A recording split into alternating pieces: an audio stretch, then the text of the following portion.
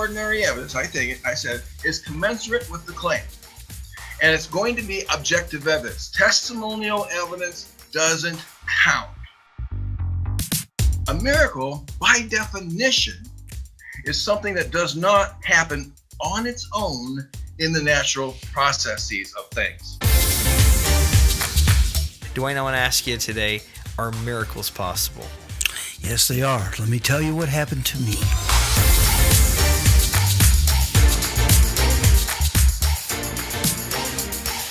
Welcome to the Atheist and Christian Book Club. We are a monthly gathering of believers and skeptics, respectfully exploring, discussing important books on both sides of that equation. We usually alternate atheist book one month, Christian book the next month. We try to, in most cases, interact with the author, either in person right at the club or online at the meeting, or in interviews by Skype or what have you before we get started. So we got a great, I think, evening coming up for this evening, as we're going to be talking to John Loftus and about his book, The Case Against Miracles. I'm going to have our co-founder, Bill Cluck, introduce him in just a moment. My name is James Walker.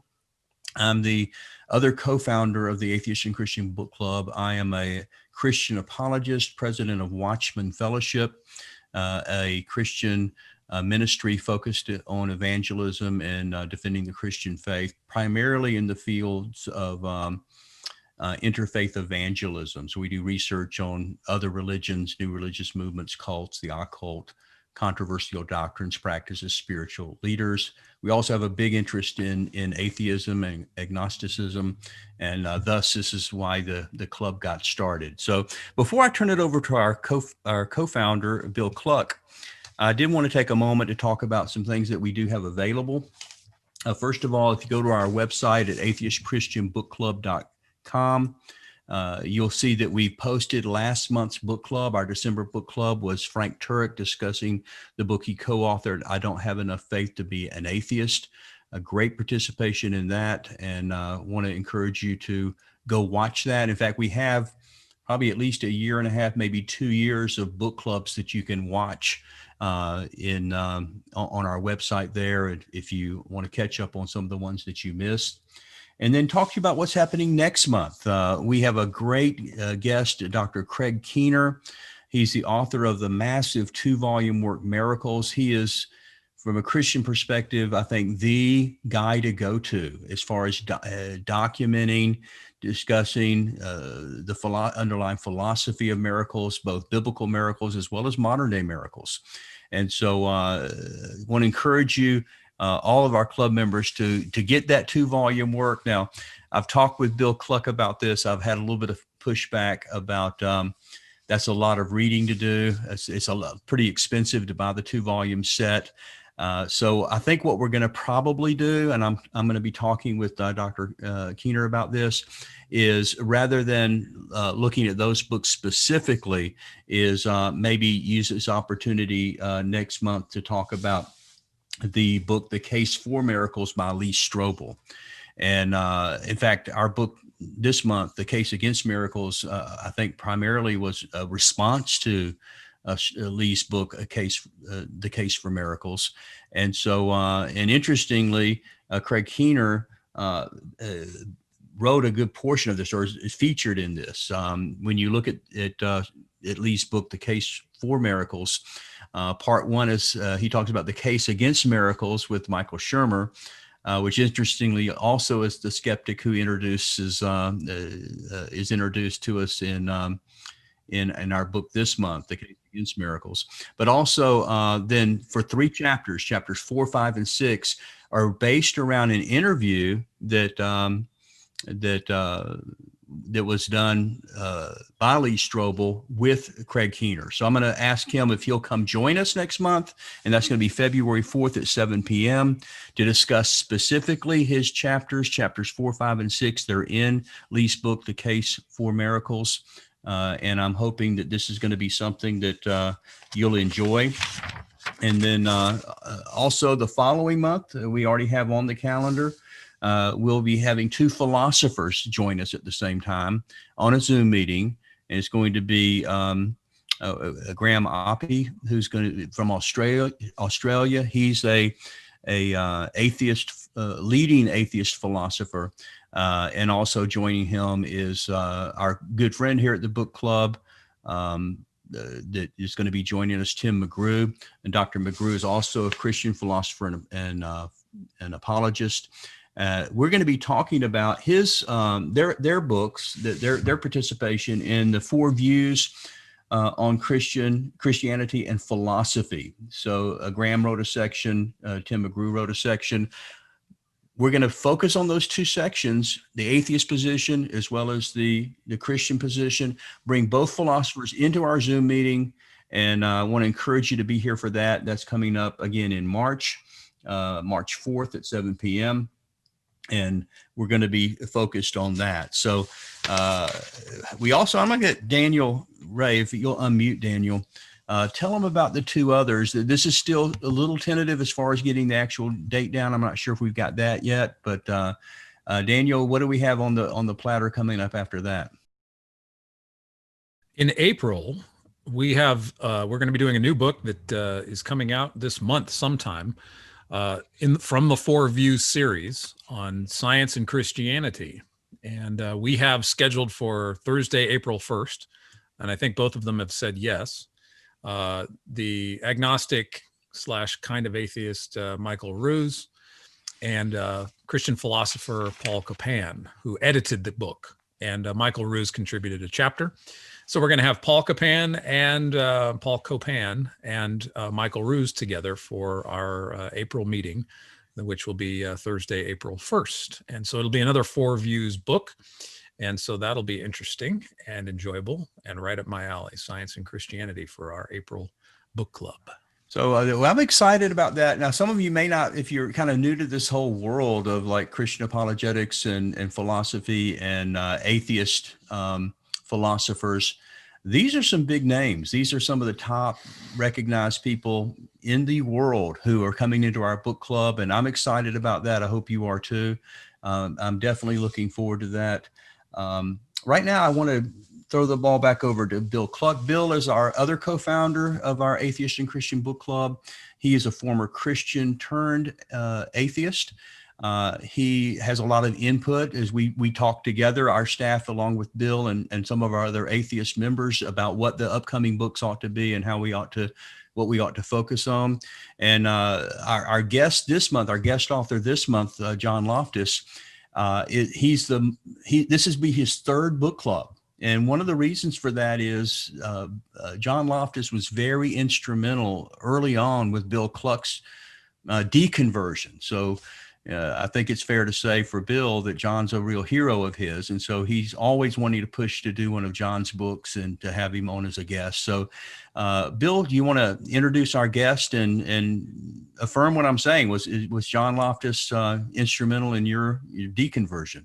Yeah, absolutely. John Loftus had a real impact on my religious and apologetics life.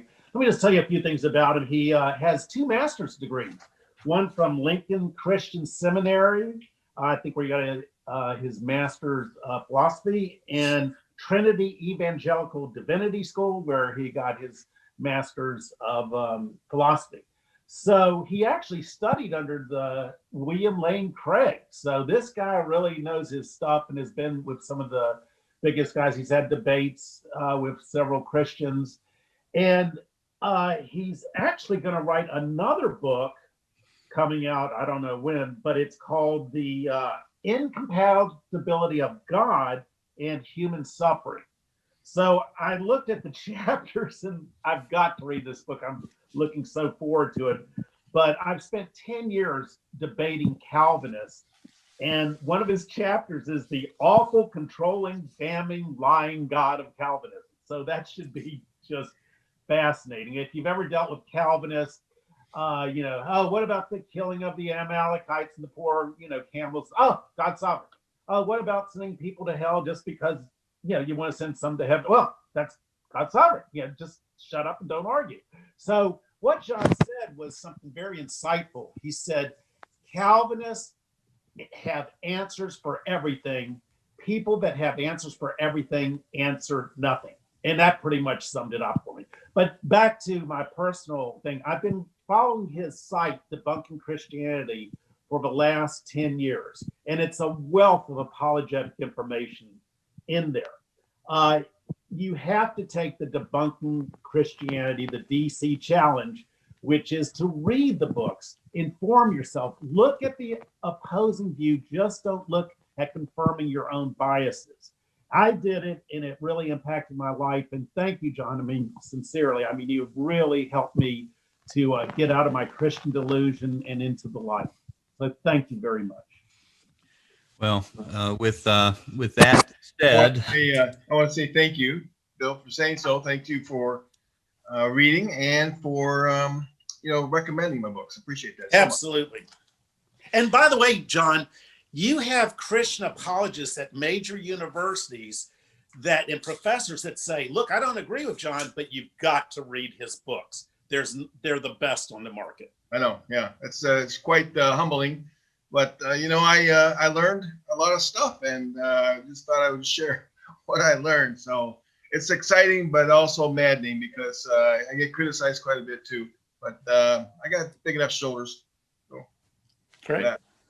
Thank you. Well, it helps to know somebody like you, and I hear from people like you from time to time. It's very gratifying. So that keeps me humble, but also keeps me from getting exasperated by all the criticism. Like for instance, I see Timothy McGrew's going to be on your program. He scoffs at me. He laughs when he's interviewed and they mention my name.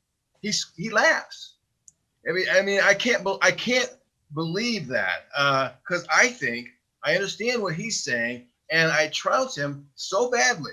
And he has read my stuff. I think it's a technique. I think it's a technique. They don't want to deal with me, but then of course that's a little bit of my arrogance coming out. So well, John, that's obviously because you're so effective. People that do that obviously do it because you are having an impact, and you do have unbelievably good apologetic. Your books are apologetic gold. Thank you so much.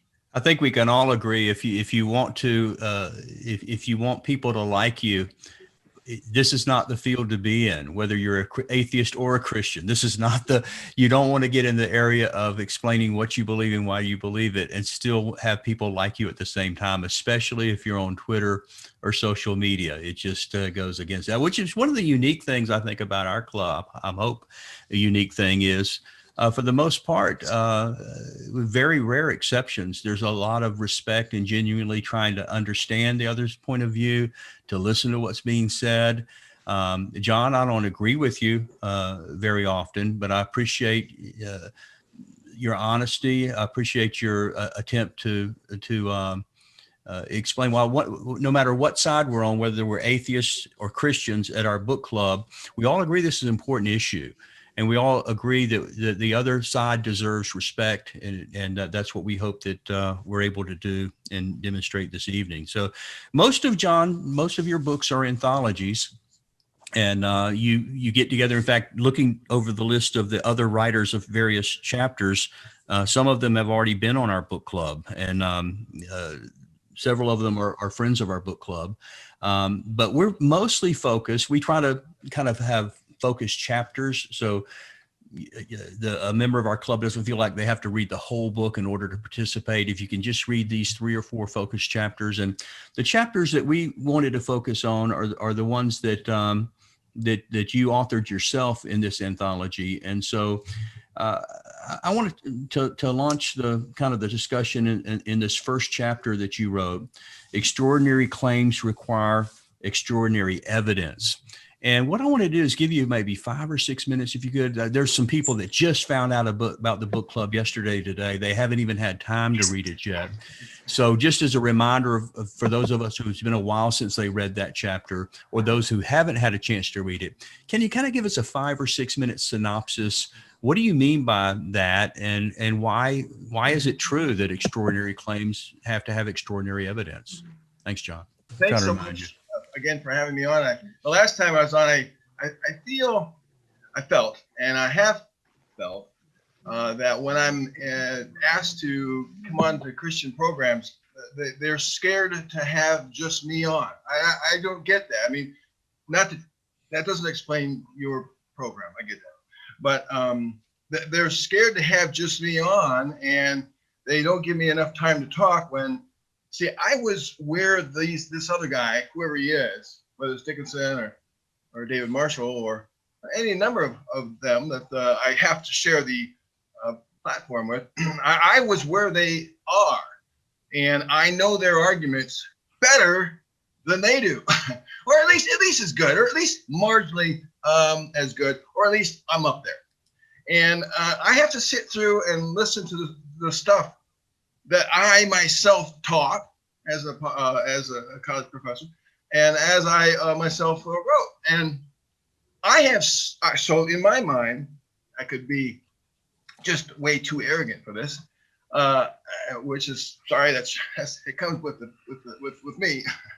I have so much more to say than they ever do, because what they're saying is stuff that Christians have already heard, whereas what I'm saying is new to some, even some atheists, and how I say it. So I get a little frustrated when I was on the program Unbelievable with Justin Brierley, and I was on there with David Marshall, and the host proceeded to give him about 20 minutes, 25 minutes, and only asked me a yes or no question here or there. And then all of a sudden he asked me what I thought. So I decided I've got to throw it all in right now.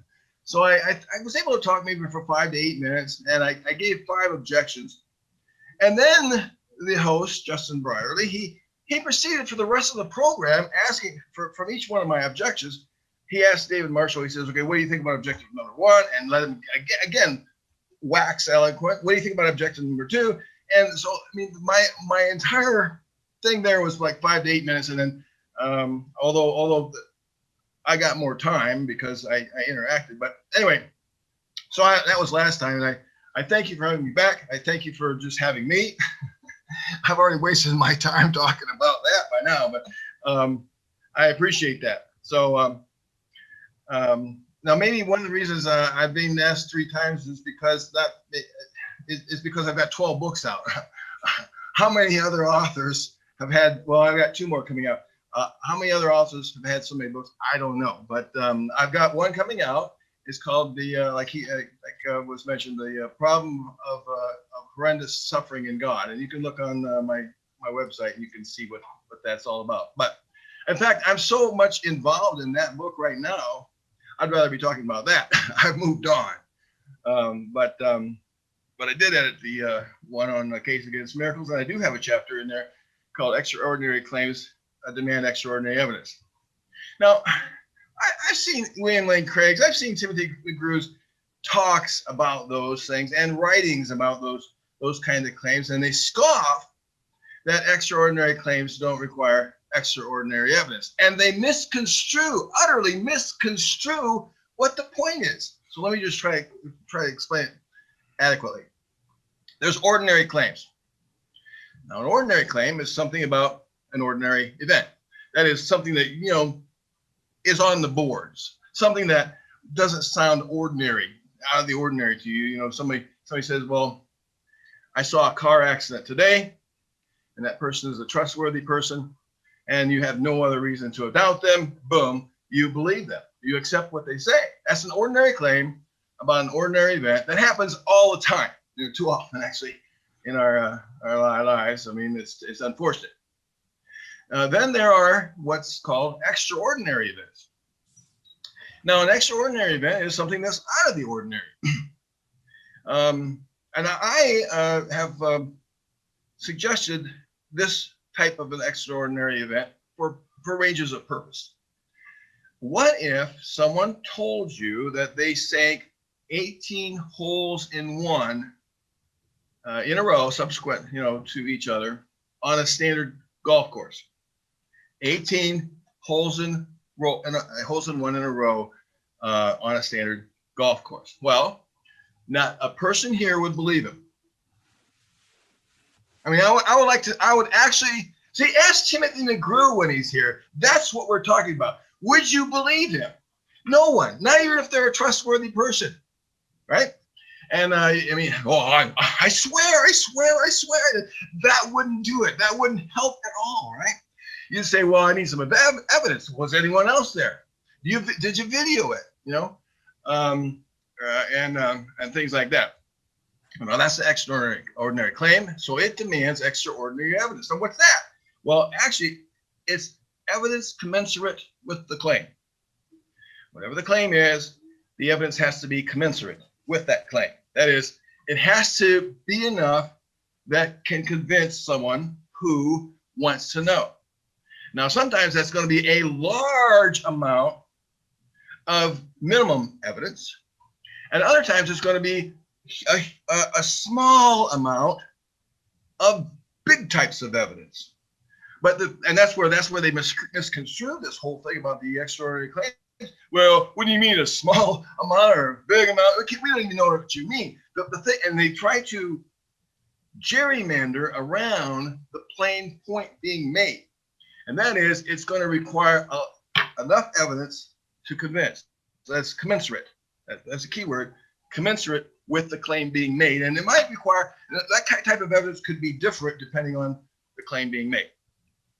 Now, David Hume talks about those kinds of evidence, ordinary evidence and extraordinary evidence, but he also talks about miraculous evidence. Now, I mean, miraculous claims. That's what his focus is on chapter 10 in his inquiry concerning human understanding. And he says, I call those claims extraordinary evidence, extraordinary claims of the highest kind.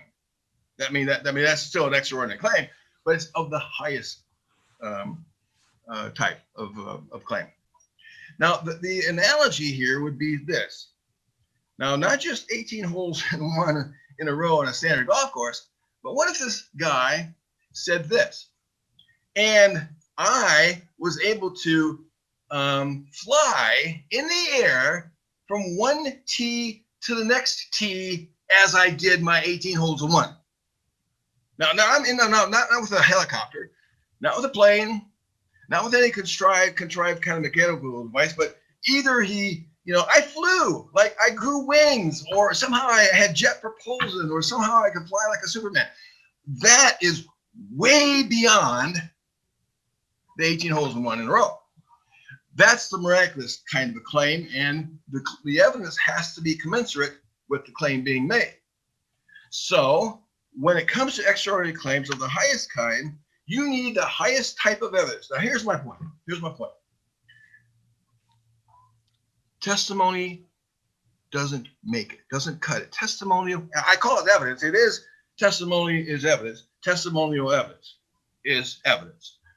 But it's not objective evidence. Objective evidence, because objective evidence doesn't change with the wind. It doesn't change with the seasons. It's the kind of stuff you put on in a courtroom on a table and say, here's evidence number one, and people can feel it, see it, touch it. That kind of evidence, video would help, but those can be edited. So the extraordinary claim of the extraordinary highest type of claim cannot be believed based on testimony alone. You can't. You just can't do it. Ask Timothy McGrew to answer my question. Don't let him scoff. I know he will. Well, thanks for that summary. And I know it's very, very hard to get one of your more important chapters and try to squeeze it into 5 or 6 minutes. I know how difficult that is. But one of the things that we experimented with having both sides at the table at the same time is so they can ask each other those questions. And so, maybe we need to have you back with Tim, rather than channeling your questions. I have a question I'm receiving from John Loftus for you, or you could just join the Zoom and ask him yourself. Right. So Yeah, I know he knows who you are, and but the whole club is trying to hopefully get some of that interaction. So let me do this about extraordinary claims require extraordinary evidence. I've got a little 3-minute video that Daniel Ray put together, which I think is kind of interesting. Yeah, go ahead. Just a minute. I know you warned me in advance about this video, and that you're going to ask me to explain. No, that's a different one. It's a different one. This is just about Well, you can watch it and see, but I have another video that we get a chance to get to later. I want to say this, James, you're the host. I'm not really not trying to be anything, but honest. The reason, James, that you believe in miracles at all, any of them whatsoever, is because you believe in the Bible. You believe in the Bible. So therefore, you're going to be more willing to believe in these claims, the ones that whether this is a tape or not, the next one. So if we stick to the Bible, I'm very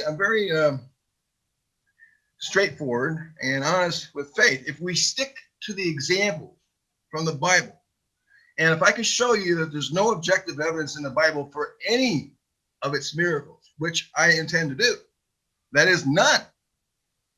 If I can show you that there's no objective evidence for any of the claims in the Bible, miraculous claims in the Bible, then that would effectively undercut your willingness to believe in any other miracles.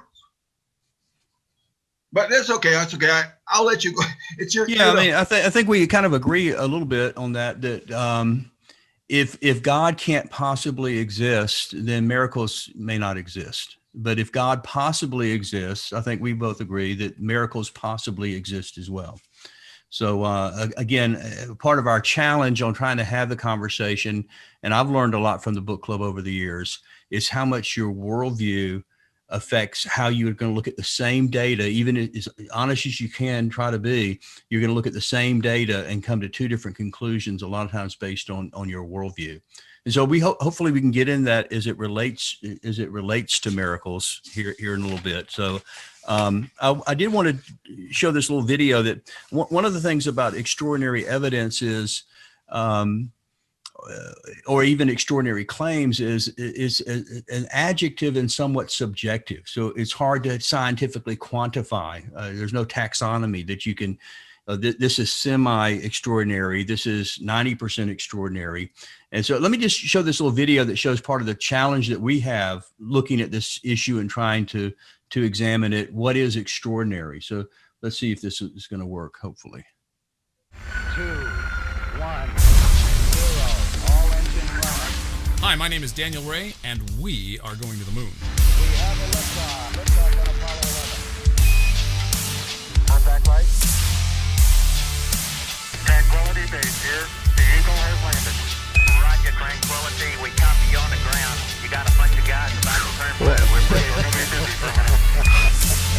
Armstrong is on the moon. Neil Armstrong, 38-year-old American, standing on the surface of the moon. On this July 20th, 1969. That's one small step for man. One giant leap for mankind. Oh, that looks beautiful. Beautiful, beautiful. Isn't that something? Magnificent sight out here. Magnificent desolation. On July 20th, 1969, two men set foot upon the lunar surface. Neil Armstrong and Edwin Buzz Aldrin. Was that extraordinary? Apollo 17, December 19th, 1972. Extraordinary or ordinary? 12 different eyewitness accounts.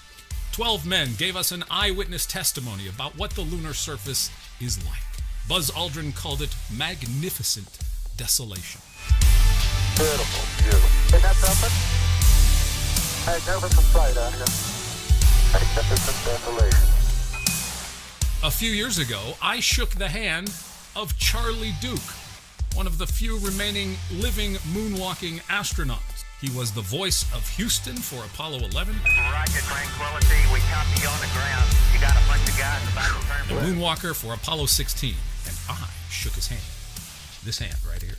Touched an astronaut who walked on the moon. Extraordinary or ordinary?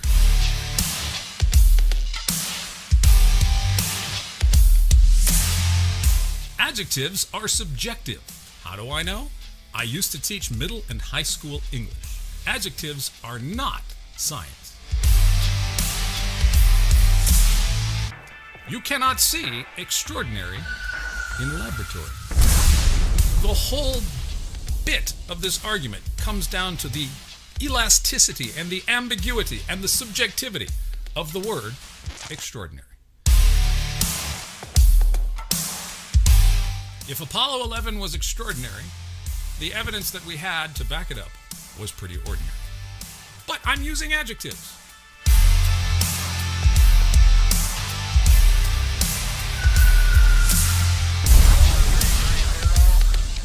All right, splash down. Do extraordinary claims require extraordinary evidence? No. Extraordinary is an adjective, and it all hinges on that.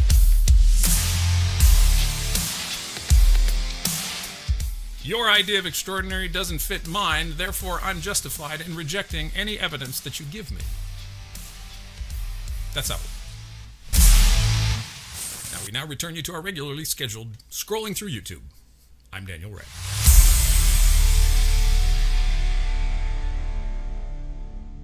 What do you want, Mary? You want the moon?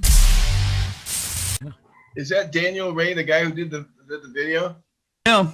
Oh, cool. That's me.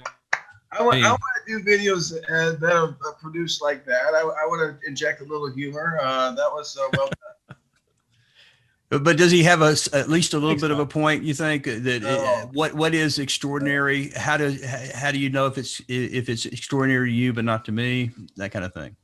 Well, that's Daniel's giving the typical Tim McGrew line where he scoffs at me for saying otherwise.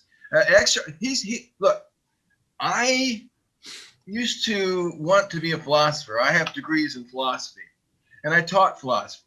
But I'm telling you that if you're listening to the philosophers, they are experts at obfuscating. That is, they try to muddy the waters. They try to cloud the air you breathe, so you can't see the truth.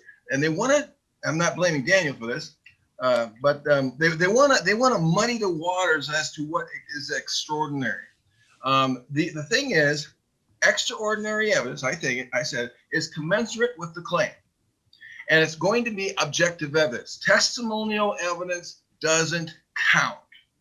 Now, because we're talking about a miracle. Now, a miracle, by definition, that's a different claim. I didn't go into the definition of a miracle, but a miracle, by definition, is something that does not happen on its own in the natural processes of things. That is what we find in the natural world, whatever it is, and sometimes we might have difficulty in discovering that, but by now science has cleared up so many mysteries that we can trust its results in the future as well. A miracle is something that can't be explained by natural process. If you can explain it, then it's not a miracle. At least it has no evidential weight. I mean, if God could potentially do anything he wants as a miracle, but if he does it and there's no evidence for it, that is what we find in the natural world, whatever it is, and sometimes we might have difficulty in discovering that, but by now science has cleared up so many mysteries that we can trust its results in the future as well. A miracle is something that can't be explained by natural process. If you can explain it, then it's not a miracle. At least it has no evidential weight. I mean, if God could potentially do anything he wants as a miracle, but if he does it and there's no evidence for it, then it doesn't affect us. It doesn't call us to believe on anything, because as reasonable people, if he created us as reasonable people, he should give what reasonable people need to believe, especially if he's going to condemn us if we don't. So an extraordinary claim of the miraculous kind is a claim that nature was screwed with. Nature was violated. It was dismissed. Nature was suspended. It was put aside. That is would be something like, I like to use the illustration of levitating. Like this, I got a mouse here. If all of a sudden it levitated. Now, if someone could explain that scientifically, then it wouldn't be a miracle. And maybe someday they'll do that. But right now, in my room, in this area right here where I'm at, that won't do. But and if it hovered around, especially if it's spelled out like John Loftus, you need to believe because you're going to hell. Whoa! Of course, I'm going to take notice of that thing. But a miraculous claim is an extraordinary claim of the highest kind. It demands objective evidence test. That's the main point. See, because I deal with concrete examples. A concrete example, I was mentioning philosophy a minute ago. by confusing us with definitions, and they're legitimate topics. Like, for instance, what's pornography? I remember in the 1970s or so with Reagan and Edwin Meese, attorney, what was he? Was attorney general or something. They had a big debate over pornography, and they had a big hard time just defining it. And the Supreme Court finally decided to find it in some way. But what is it? Well, it's this or it's that. But I know it when I see it. See, that's what someone said. I don't know who it was. I know it when I see it. See, when we're dealing with concrete examples, it changes everything. So what I do is I say this, okay? If you guys want to go over there and talk about the philosophical definition of extraordinary evidence, go ahead. It's legitimate. I'm not saying it's not.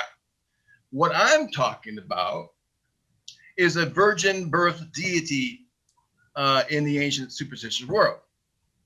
Let's talk about that concrete example. That is, I'm going to tell you, that's an extraordinary claim of the highest order, and I am going to need some extraordinary evidence for it. Like, for instance, we don't have. Like Maury Povich wasn't there to say Joseph is not the baby daddy, and Mary didn't wear the chastity belt that would prove that she was a virgin, and there was no one who tested her hymen. I mean, there was no evidence of that. All we have in the Gospels is Mary saying, "An angel told me that I'm going to be with a child. It's going to be the Son of God," and Joseph, and this is a significant part. Joseph, the father, was convinced that Mary was telling the truth in a dream. That's what it says. It's very explicit in Matthew. I think it's Matthew chapter 1. It's very explicit in Matthew that Joseph saw the light in a dream. He woke up and said, "Whoa, I've been appeared to in a dream, and therefore Mary, is definitely with virgin, and so I'm not going to put her aside." Look at it. It says it twice. He was convinced by a dream. Now, there's two things about that. One, that's not evidence. That's not even testimonial evidence. It's not. It's the brain screwing with your head.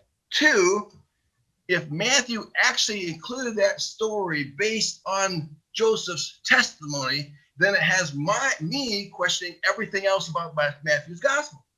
Because if that's the kind of things he took as truth, dreams, for instance, by the way, Joseph mentions 5 dreams. Matthew mentions 5 dreams in his gospel, and each one of those dreams has to do with saving someone's life. And there's a book out wondering whether or not Joseph was considering an honor killing, because he lived in that culture. And so the dream was there to convince Joseph not to kill Mary for having an adulterous affair. So what I'm looking for now, see, here's a point about philosophy, and then I'll shut up. At least for now. What you're asking in your video, based on Tim McGrew, who scoffs at me, I have to say that every time because he's so dead. We noticed. Well, it's annoying. It's annoying. It's just simply annoying. I have as much education as he does. I don't have a PhD. He teaches at a university, and he scoffs at the truth so blatantly, so unmercifully, and he doesn't ever answer me. I'm not dogging his steps. I'm only here because I'm only saying that because I heard his name. It's annoying. So the thing is like this, okay? I'm dealing with concrete examples. I'm dealing with the virgin birth. There's no objective evidence for it. I can't believe it. The only testimonial evidence we have for it is Mary and a dream. So what I do when I stick to concrete examples is I stick to concrete examples. You can tell me, is landing on the moon an extraordinary claim? Oh, yeah. Well, sure it is. Do we have ample evidence for it? Yeah. Not to some people. There are people that's not extraordinary enough evidence. I think that was part of Daniel's point. Well, I was going to get to that. Really, apparently it's not. Apparently it's not a solid evidence. Apparently it's not airtight evidence. But there's plenty of evidence to think that, right? So, but it's not a claim about a miracle. It's not a claim that all of a sudden on the launch pad, the rocket disappeared and appeared on the moon 5 seconds later. So that's the kind of claim that we're dealing with, and that's by far. So to limit it to those kind of things and saying, well, this is comparable to a virgin claim in Matthew's gospel is quite literally nonsense. I'm sorry, it's true. I feel Let's do this, John. We got a lot of great questions that are popping up in the chat and stuff like that. So Two of our longtime club members, in fact, both an atheist club member and one of our Christian club members, Mike Cahill, one of our Christians, it's almost exact same questions. I don't know if we can combine them together with Ken Daniels, one of our atheist guys. And maybe it'd be better to have one of you guys come on camera and ask it. Mike, do you want to kind of ask your question? It was very similar to Ken Daniels' question. Okay, right. Yeah, I was, my question is, I was really impressed and astonished at how much David Hume is still so influential. Everybody's just taking him as the starting point there, and he's very influential. But it's interesting to me that people interpret him in different ways. So some people say he really definitely says miracles are impossible, and others say, well, that's not exactly what he said, although he says they're irrational. But why do you think there's so much difference in how people interpret him? Is it because David Hume was not very clear at the time, or what? I think that is partially true. I think what you just said is partially the case. And I think it takes a little bit of work to harmonize what he says. And I'm not sure exactly why that's the case, but I think that it's the only right thing to do. The only fair thing to do with Hume's essay in chapter 10 is to say to yourself, okay, in his mind, he was thinking consistently. And he doesn't think he's being inconsistent. He doesn't think he's speaking out of both sides of his mouth. So let's try to figure out what exactly his intended meaning is, and how would he deal with any of our confusions. And I did that. We did that in my book, The Case Against Miracles. The first chapter, David Connor defends Hume. Chapter 3, I defend Hume. And in the appendix, I write a book review of William Vandenberg's new book defending Hume. And all of us agree that those who want to find a reason to pick him apart, those who want to say he's inconsistent, those who want to dismiss him, probably have a little bit of fodder if they want to do that. But that's just was it surprising the number, and you rightfully researched it and cited it, the number of philosophers who are either skeptic, atheist, or agnostic who say Hume doesn't know what he's talking about, and you cited that and kind of interact with that as well. But it would seem that they would be want to actually agree with Hume rather than find reasons to argue that his reasoning was faulty. Follow up when I can. You want me to answer? Follow up when I can. Yeah. You want me to answer? I would answer. Well, Graham Opie, for instance, he and Keith Parsons and some other philosophers, Eric Wallenberg, and those are the three off the top of my head. I look at how they do philosophy in my book, Unapologetic: Why Philosophy of Religion Must End. And they don't like it. They don't like what I said in it. I criticized Graham Opie in my book, The Case Against Miracles. I don't understand why someone who is as intelligent as he is and well-read likes to placate irrationality. But he does, and he doesn't like me saying that. And I actually emailed him recently, and I said, hey, my new book on horrendous suffering is coming out. Maybe you'd be interested in plugging that, just as you did my first book, and maybe I think it was my third book. And he doesn't even respond to me now because I'm not playing games around here, and I'm not going to play games with Christians. In fact, what you should be doing here in your program isn't interviewing a Christian and an atheist and another Christian and another atheist. You should be interviewing a Buddhist, a Muslim, and maybe you do, a Hinduist, because the atheist position is all by itself. We're in a class of people all by ourselves. We do not believe in extraordinary claims of the highest order. And that sets us apart. Others do. And you might as well just lump them all into the same boat. But for Opie, for instance, to treat fundamental beliefs seriously as he does, it would be like, to me,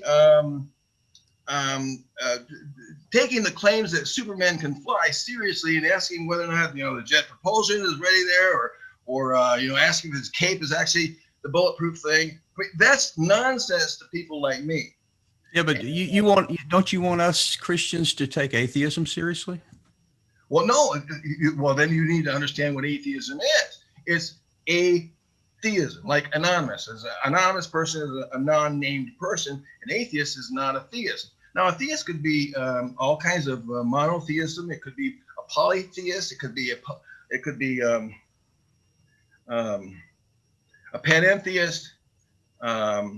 I had a whole bunch of theists. I lost my train of thought on that. But we are polytheist, and by extension, we are non-believers. And atheists are non-believers. And as non-believers, we don't believe. What don't we believe? We don't believe in extraordinary claims of the highest order, except unless there is objective evidence commensurate with those claims.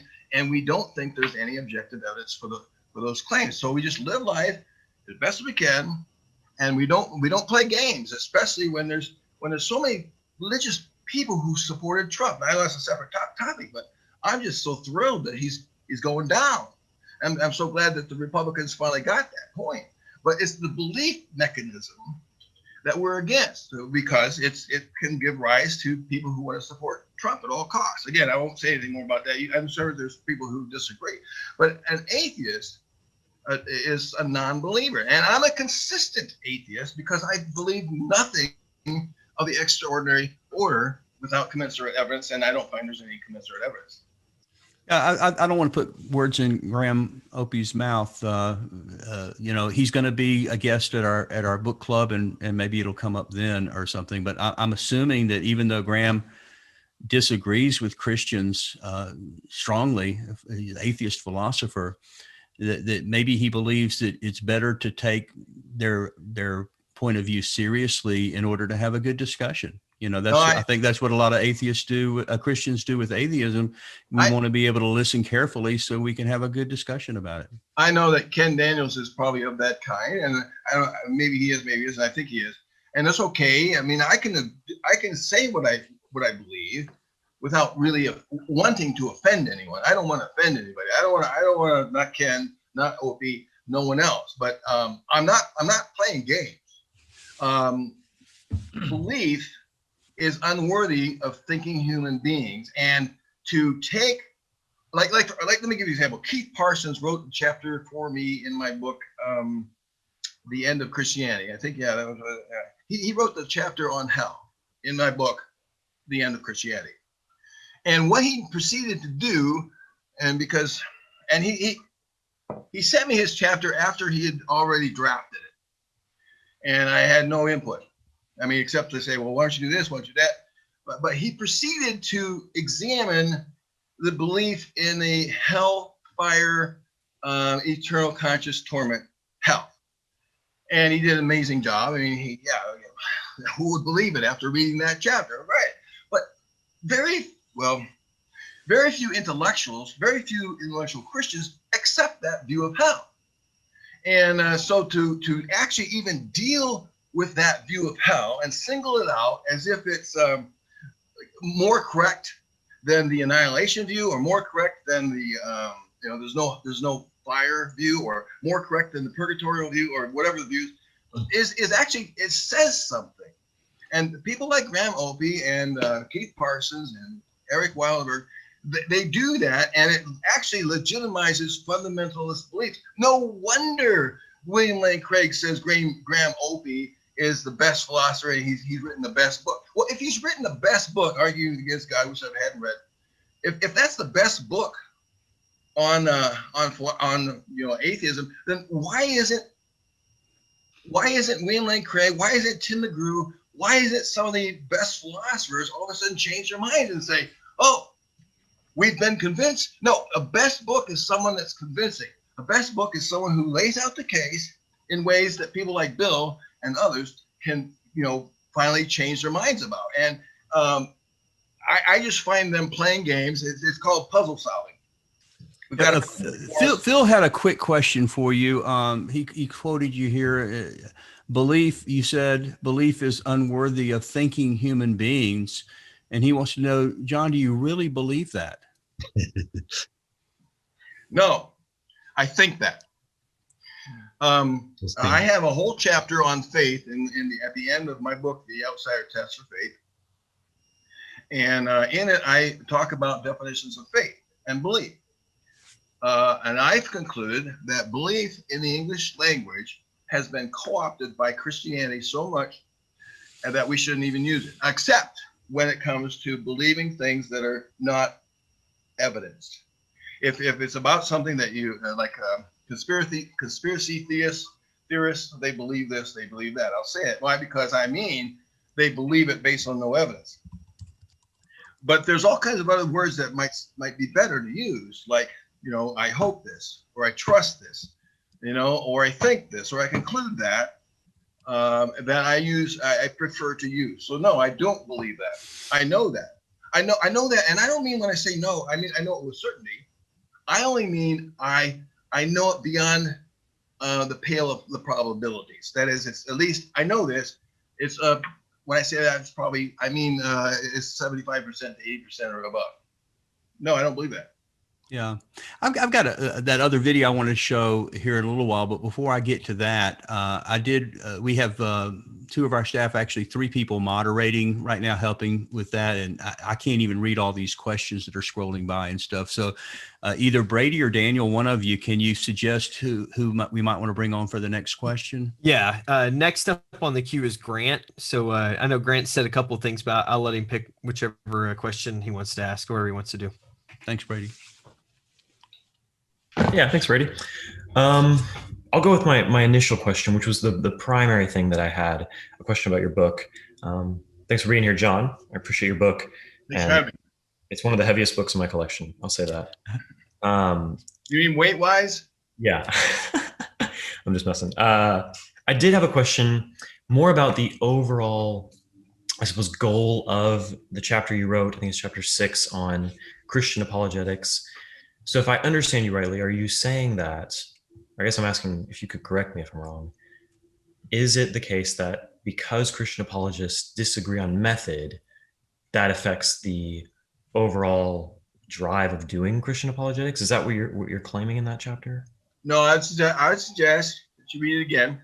You probably skimmed it. I know I've done the same thing.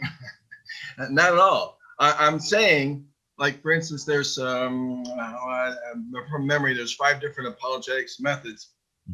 And the first one is the pretending that you have evidence. That's the first method. It's called evidentialism. It's the method that the deists had that undermined Christianity eventually. Deism, by the way, is a method, and they examined everything based on the reasonableness of what you want to believe, based on whatever evidence there might be. And so the first evidentialists in modern history were the deists, and the deists ended up, they went from different countries, and some of them believed that there's an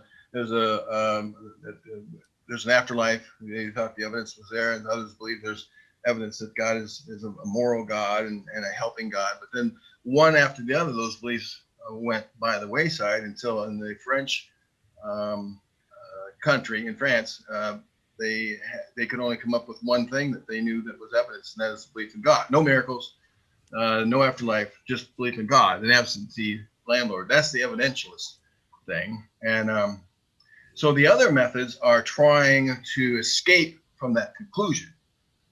I mean, if there was sufficient objective evidence for Christianity, just suppose with me that if there was sufficient objective evidence for Christianity, you would have no other method.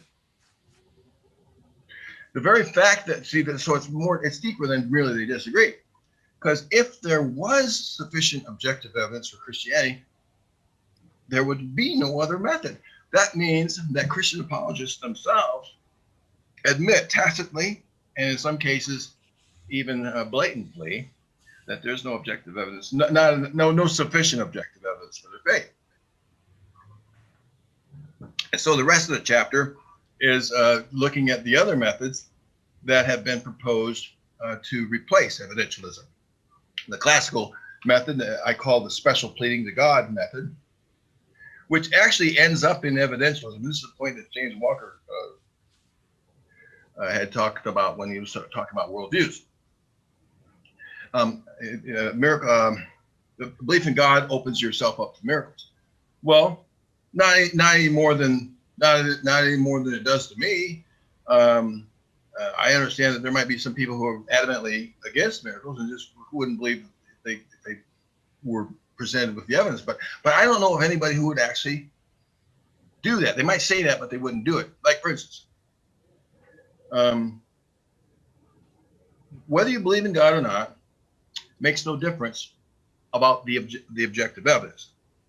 It doesn't make you either more inclined or less inclined to believe in a miracle, because the objective evidence is telling. And all you have to do is to think that, well, why is it that the evidence for the resurrection doesn't convince Muslims or Jews? I mean, they're believers in God, aren't they? Well, if they're believers in God, then they should believe in the resurrection of Jesus, but they don't. Well, they just haven't been confronted. All we got to do is confront them. Well, go ahead and test a hypothesis out. Some of you might actually be converted to Islam, and some of you might actually be converted to Judaism. You know, I mean, it might go both ways. You never know. So, the classical method of special pleading, that is, assuming God, that makes it all right. It doesn't work either. Presuppositionalism, I have no good words to say about that, although I did in my book.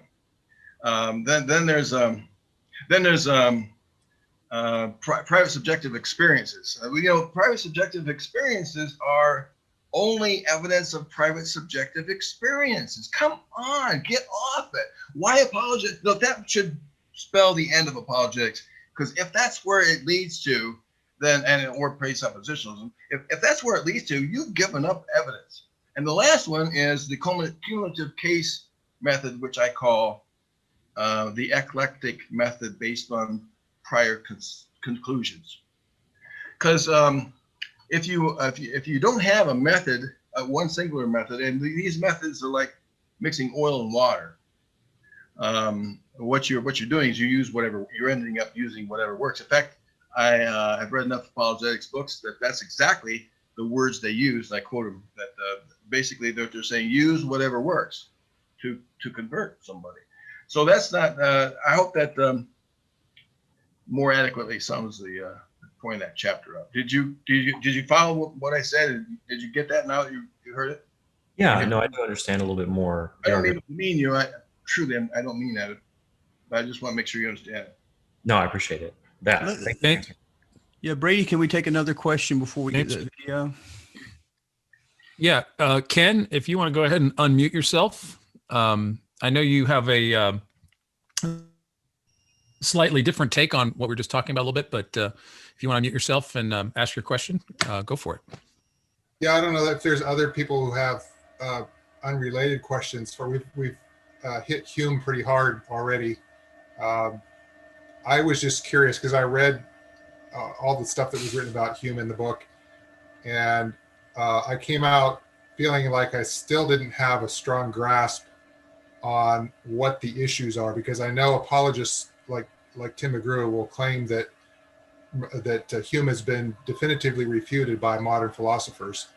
And so what I was hoping to find in the book was what is the most cogent argument against Hume that's being put forward by these philosophers that Tim McGrew is espousing.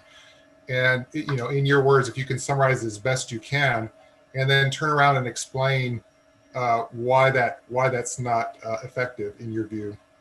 Well, it has to do with Bayesian thinking, Bayes' theorem, and some major criticisms of the fact that Hume didn't take Bayesian reasoning into consideration. Actually, he did. I show in the book from William Vandenberg that Hume was aware of Bayes' theorem. He had 3 editions of his book, and after his first edition, Price gave him a copy of Bayes' theorem in the paper.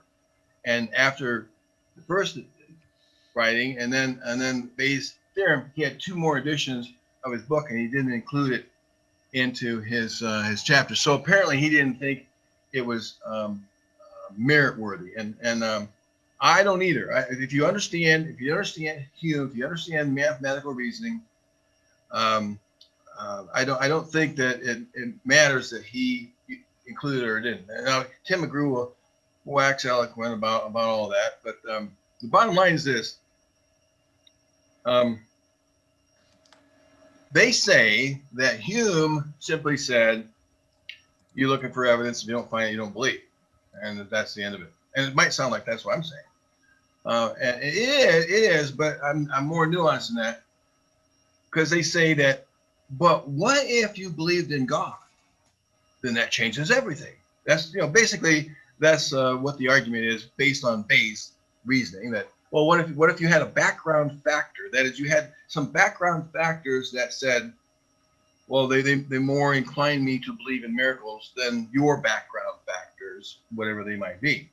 Well, do background factors change how you view the evidence for or against miracles? And Tim McGrew would say, well, yeah, they do. And my belief in God changes everything, because if I believe in God, then I'm going to believe in the resurrection.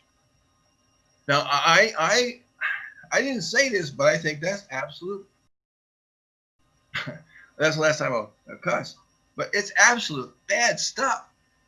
Because for one,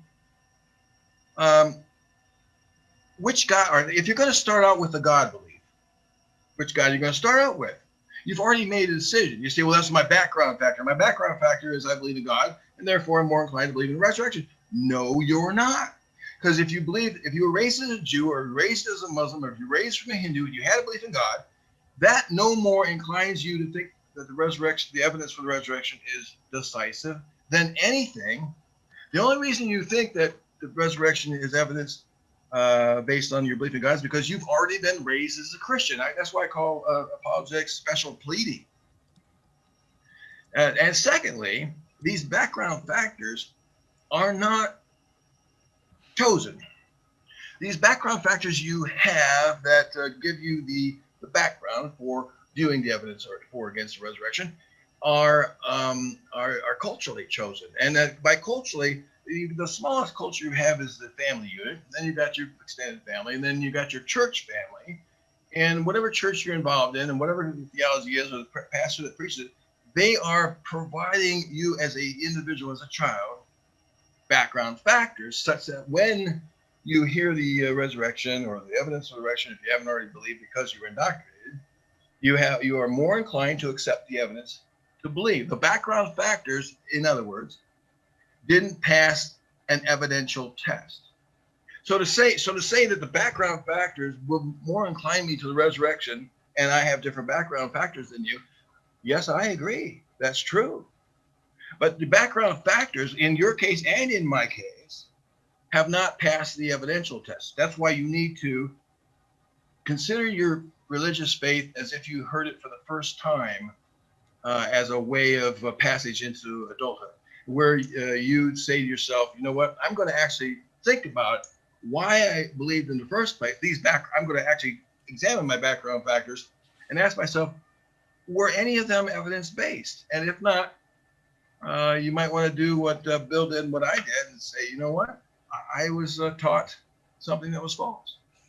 Well, John, before we jump ship here, I do want to show that video, get your impression of it in just a second. And I hope, George, that helped answer your question, helped clear that up a little bit.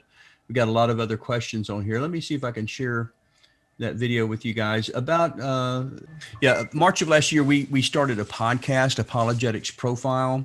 And what that is, it's a weekly kind of a radio show podcast type thing where we interview. And we decided to start off the very first issue of Apologetics Podcast Profile podcast on the very question we're talking about tonight: are miracles possible?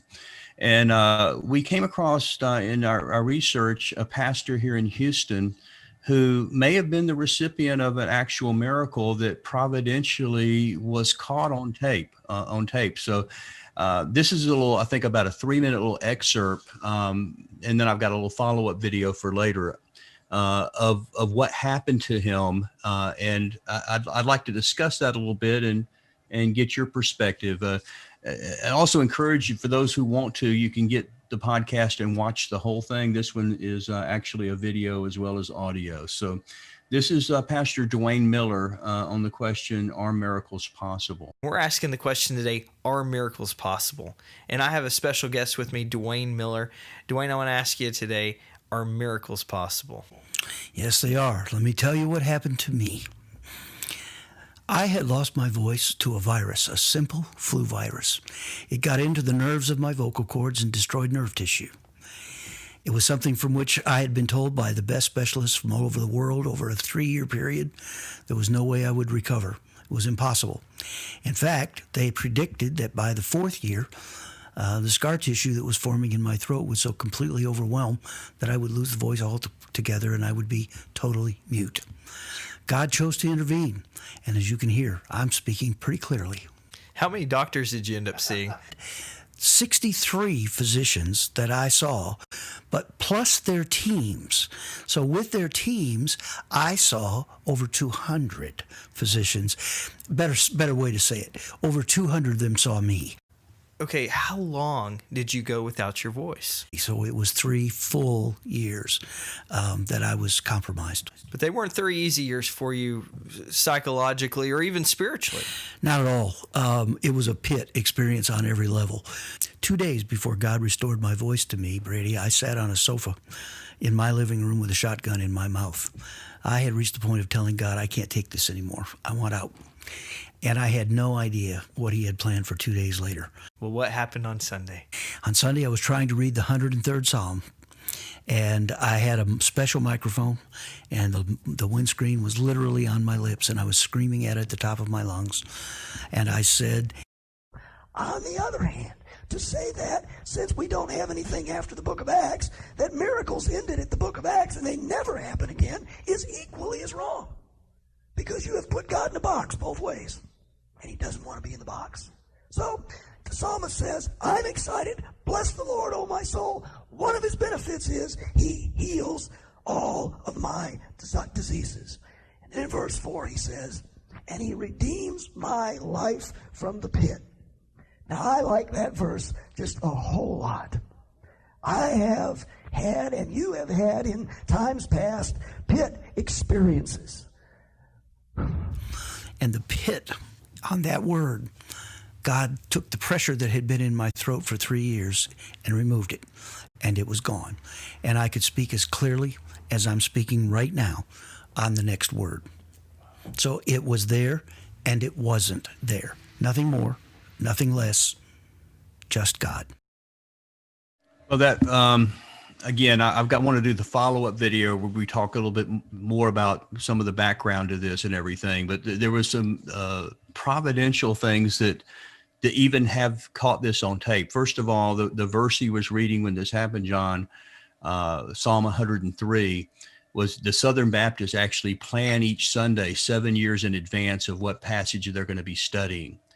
And the other kind of providential thing that happened in this, of many providential things, was this big church in Houston with scores of Bible studies going on. This was the only Bible study class in the entire church that happened to be recorded. And it was merely recorded just because people that might not be able to make that Sunday could get the cassette tape and listen to it later. So on that word pit, and again, if you listen to the whole podcast, especially the last section, we play it in line where you can hear the word pit, and just virtually immediately you can hear the difference between before and after. And he's had his voice, from here on out. But, as Carl Sagan and as John Loftus like to say, extraordinary claims require extraordinary evidence. So we ask him that, how would you answer that? So you go back to the doctor, you tell him what happened. Of course, he's probably blown away just by hearing your voice. So when I saw him on Tuesday, he had gathered my Baylor team together. and we wept and cried together. We went through all the tests together. We looked at video. They made some additional video that morning. The video previous had shown the scar tissue growing in my throat. They did the video of that day. It's all gone, and it's all clear. And he was very, very clear. And he really is the expert. He literally writes the textbooks that other guys study from. And he said, let me just tell you, I could explain away your ability to speak. I'm the expert in this field, and I could explain it away. Sometimes nerve tissue spontaneously regenerates. And he said, even though yours was, let's say, highly unlikely, it could have happened. And he said, Dwayne, if I said that, nobody would question it. And he wasn't being arrogant or cocky. He really does have that position. He said, but here's what I can't argue with. Scar tissue doesn't go away. When it forms, it stays. That's what makes it scar tissue. And yours was there. We've got the video evidence. And now it's gone. We've got the video evidence. He said, if there's a miracle here, it's not your voice. For me, it's the fact that the scar tissue was gone. Okay, I'm good with that. Yeah, so you got the missing scar tissue as well. So I mean, this is he in the podcast he goes into more of the evidence and the doctor's follow-ups, but just assuming that this is not a forgery or that he's just making the story up just for the sake of the argument, could this be an extraordinary event? Well, yeah, it's definitely an extraordinary event, and it wouldn't. It'd be hard to believe it just on testimony alone. Like he walked up to me, and if he were to tell me, my voice was bad. If he told me that story without any evidence, I would be remiss to accept his testimony. Yeah. The only evidence I see is his testimony, but that's calling into question things, and I don't really want to do that. I mean. If this is something that I'm supposed to believe or I'm going to go to hell on, I would want to follow up. I would want to know the doctors. I'd like to talk to them. I mean, I would want to have objective evidence if I had to believe or be condemned to hell. Yeah, right? We're just assuming right now, for the sake of the discussion, right, that you could actually go see the videos, the same ones the doctor saw, the before and after video. Well, look. Statisticians are now telling us that every event of every day of our lives is a rare. Well, not every event. Many events in our lives, every month, every week, every day, are extraordinary types of events. Like, for instance, today I walked outside and there's a mailman. How often does that happen? Well, only a certain amount of times, and it had a good letter in it. How often does that happen? Add those up, multiply them, subtract and divide, and that was an extraordinary event. If you add to it what I was wearing, if you add to it the weather, that is the temperature of the day, if you add to it a lot of other things, like whether that guy had a haircut or not, and whether my dog was out, barking at him. You add all those events up together and you're going to get an extraordinary event, right? But nothing is like the kind of event that requires me to believe and be damned. I'm not going to dispute that. I think that it's probably one of those type of events because they're bound to happen to us all at least once a month, according to statisticians. David, now, is that a Bayesian probability? No, that's just a joke, John. I was just trying to make a joke. Sorry. Well, it could be. Yeah, it could be. Yeah. Mathematicians like David Hand, in his book *The Improbability Principle*, and a slew of others I footnoted in my book, they say that extraordinary events of a rare, very extremely astronomically rare kind will occur to us all at least once a month, and so he got one of those, and I see nobody claiming besides himself that it was his God. I'd like to know what he believes. I mean, like, would God give him a miracle and then have him teach something that God doesn't believe? So then would God give him a miracle and say, well, now you got to be a Christian? Well, what kind of Christian? Well, you ask him, and he says, well, I'm a snake handler. Oh, would God actually give that guy a miracle so that he could go preach that message or not? And other theologians would disagree with his theology. So why would God like almost authorize him to be my spokesman or anybody's spokesman? So there's a lot of other questions I have, but the doctor said it's highly unlikely. Look, let's say the doctor says you have a 1 in a million chance of being healed for something. What that says is that you have a 1 in a million chance. That means that out of 1 million people, and there are 7 billion people on the earth, that's going to happen. Actually, it's going to happen. That's less than the lottery, and the lottery is won once in a while, throughout the year. So what that says, given the number of people that are on the planet, is that it's going to actually happen sometimes, maybe a lot of times. That particular incident. He says, I think Dwayne's argument was that I think the doctor, and he said it, I think during the podcast, he says that that doctor, the Baylor team, the lead doctor was an agnostic Jew, if I remember correctly. He said he could explain, even though it's highly improbable, that somehow or another that the nerve tissue regenerated itself, but then what he couldn't explain is how does scar tissue disappear overnight? And that's the very definition of scar tissue. It just seems to be unable to explain, inexplicable. Yeah, I mean, there are things that we can't explain. I mean, nobody's saying that they don't occur. I think I've explained myself good enough here about that. It could be very well have happened, Let me do this so I can close the screen real quick. For those who are interested to follow up on that, if you subscribe to our podcast, the easiest way is just to text the word podcast to 50700. If you do that, the very first podcast you'll get is that podcast with Dwayne Miller on the miracles. And I do think it's well worth, I think, less than an hour that it would take to watch or listen to that podcast. So, and again, especially the last part, I feel like it's laid out where you can actually hear in context when he gets to the word pit and the before and after. It took my breath away. So again, I'm not saying, John, you have to believe that. But I do appreciate you giving me your insights on it and talking about what, how you would look at that. But then I also feel like, if something like that does happen, even if you have the providential fortune of having a recorder going at the time, or maybe it'd be better with a video or something, that again, extraordinary evidence, that could have been Photoshopped, that could have been, there's a natural law, maybe aliens did it. I mean, you can hear all kinds of when we try to talk about these kinds of things, that what is the burden of proof? At what point it has become extraordinary? And part of the issue, and I hope maybe before the club's over, I can talk a little bit more about this.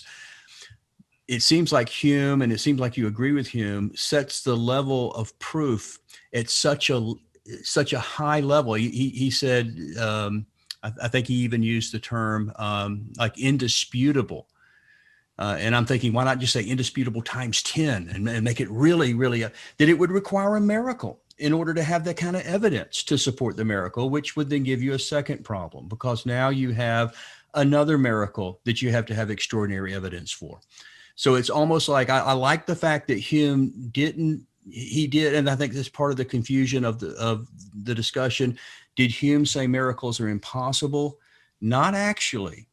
He said that they are logically possible, but in order to accept one, he set the bar so high that there's no way that again, with barring a second miracle, that you could validate the first miracle, which again is a never-ending set of a criteria that you have to, hurdles that you have to get over. So maybe we can talk about that a little bit more. So let me go ahead and close this out so we can get the full screen back up if I can do that. Hey James, while you're doing that, I wanted to pass along. Dwayne was actually wanting to be with us tonight, but long story short, he was doing a funeral for someone who had passed away from COVID. a couple of days ago. And during the midst of that funeral, one of the brothers of the deceased had a heart attack and was taken to the hospital, and they're doing the surgery this evening. And so because he was there, he's allowed in the hospital. So he's actually doing his pastoral duty with the family. But he did promise me that if at all possible, he will be here next month. So if John, if you want to come in and ask him a question, or if anybody has any questions for Dwayne, he said he would be happy to field any questions at our next month's meeting. Yeah, when I encounter somebody with a story like that, I've encountered them from time to time. I don't try to convince them otherwise. Why would I wonder do that? if I might speak out of turn, John. I really appreciate this book. I've read, I think, 4 of your books, and I like this one the best. Actually, I think this is the meatiest one I've read. I like it. And I actually learned some things. And usually when I read books, I don't learn any things anymore because I've read so many books. But one of the things, and this relates to what we're talking about now. One of the chapters, I forget which one it was. Is it by I don't know if it was Matthew McCormick or Darren Slade, talking about the probability or the likelihood that nothing caused something is it's more likely that something was uncaused than that God caused it. Do you remember what I'm talking about? Yeah, that'd be the first chapter, David Connor. I think he talks about the various. Yeah. So basically, when we're confronted with something that we don't have an explanation for, when we invoke a being like God, we're basically admitting we don't know what caused it, and to say that God caused it is just an admission of ignorance. So it's no more likely that God caused it than it just happened spontaneously, and that we don't have an explanation for it. Exactly, or we just don't know. I mean, Yeah. why do we? John Shook wrote a book, and in it he says something like, "It's mystery substitution." Mm-hmm. You have a mystery. What can explain this? I don't know what can explain this, and so they substitute a different mystery. God did it. I mean, it's nothing but mystery substitution on my view. Yeah. James, what was it you were talking about? I wanted to like comment just before. About the standard of evidence is so high, the bar is so high that it really would require a second miracle to validate the first one. Yeah, I want you to consider. You said the term you used that made me think of that is commensurate. What was it? It had to be equal. Right. You know, so if the greater the miracle, the you had to have an equal amount of proof, which would be a second miracle. Right. Well, that's one of the criticisms of Hume and others like him and me, that when it comes to miracles, we're setting the standard too high, for miracles. I'm really sorry about that. But if God created us as reasonable people, then he created us with these standards. And if he's not going to give us what these reasonable standards require, then it's not our problem. People say, well, with these standards, you couldn't believe any of the miracles in the Bible. And that's true. That's what I argue. It's true. There's no objective evidence in the Bible for any. Name me one miracle in the Bible that has any objective evidence for it. And you'll try the resurrection, but certainly not the axe head that floated, or the fish that was caught in the Sea of Galilee, or a man's hand that got withered or leprous and came back. There's no objective evidence for that. So you would say that. And so that's not my problem. It's God's problem for not having provided it. And I offer several suggestions of what kind of evidence it would entail. And God still hasn't provided that. Let me ask it this way. And I asked this question of Matt Dillahunty, the atheist, what would you call him? Activist speaker. It's a friend of yours. Okay. So I don't know if you would agree with him or not. Not all atheists agree on all things, but I asked him following one of his debates at the Bible and Beer Consortium.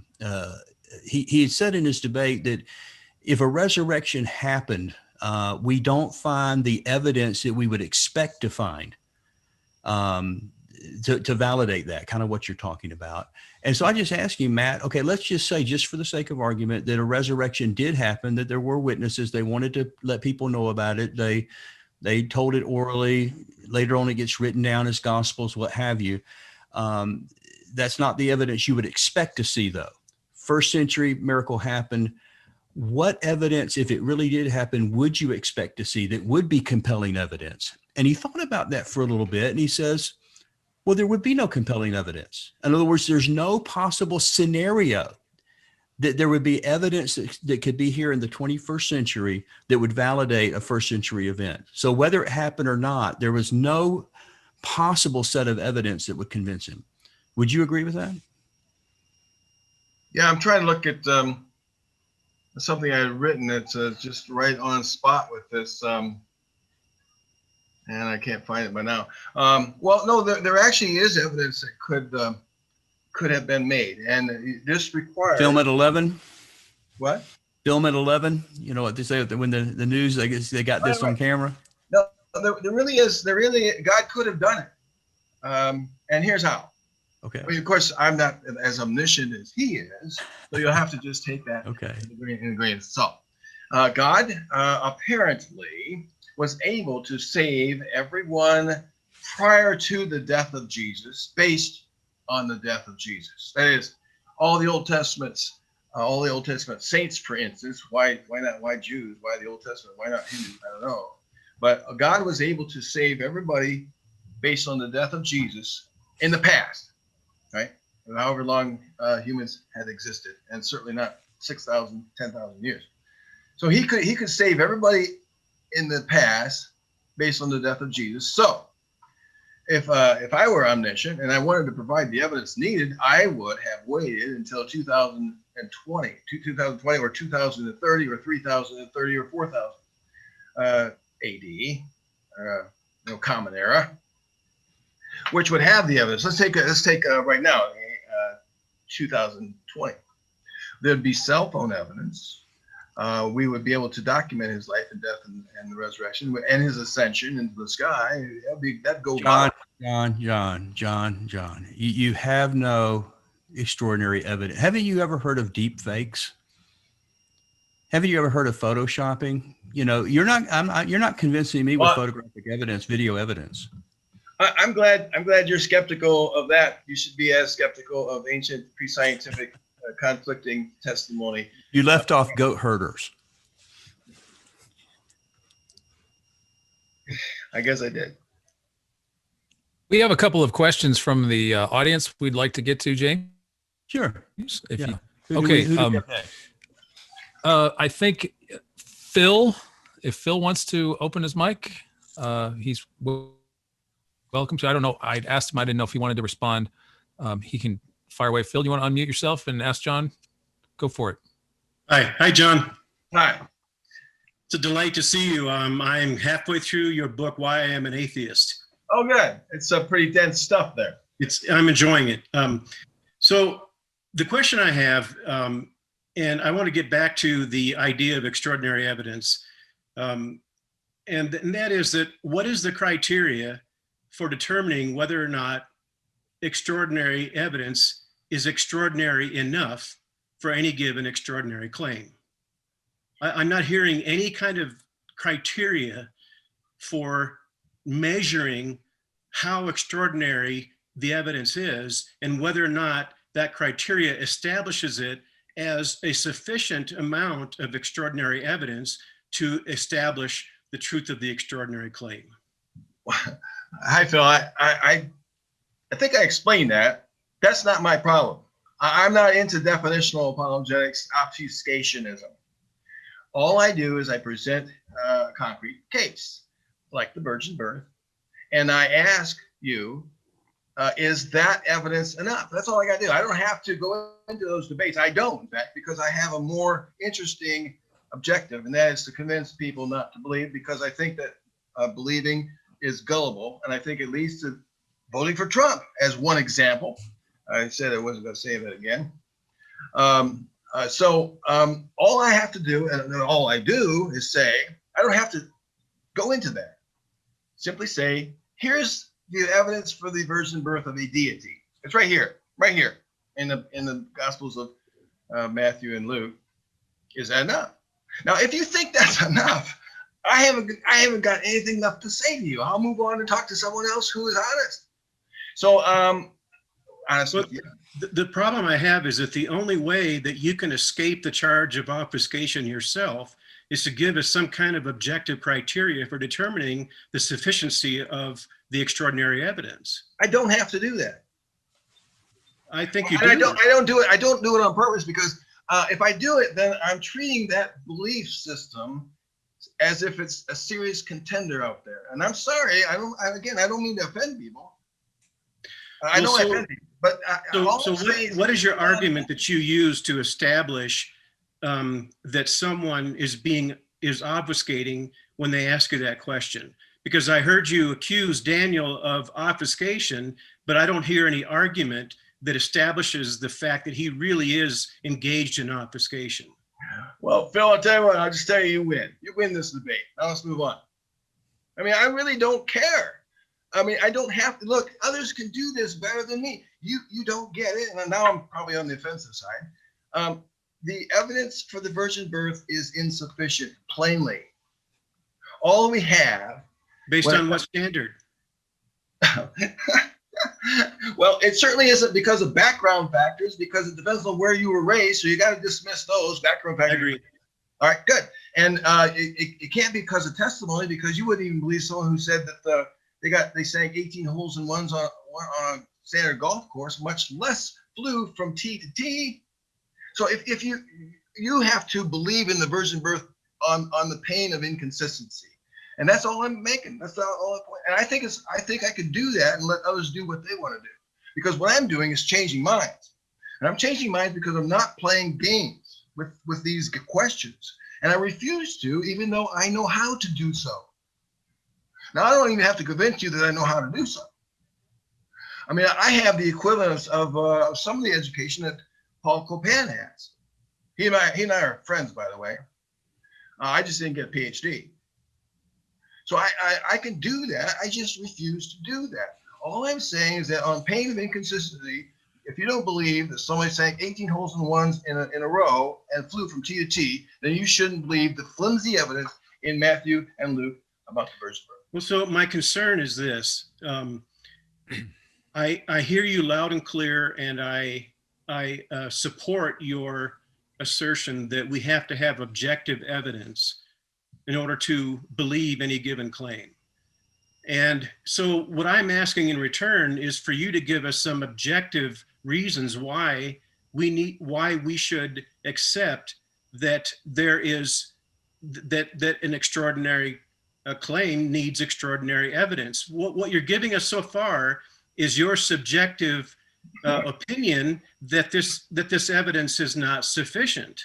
And so I would ask you a favor to give us an objective criteria and an objective basis for establishing that criteria, so that we can return the favor by giving you objective evidence, because I agree that objective evidence is necessary.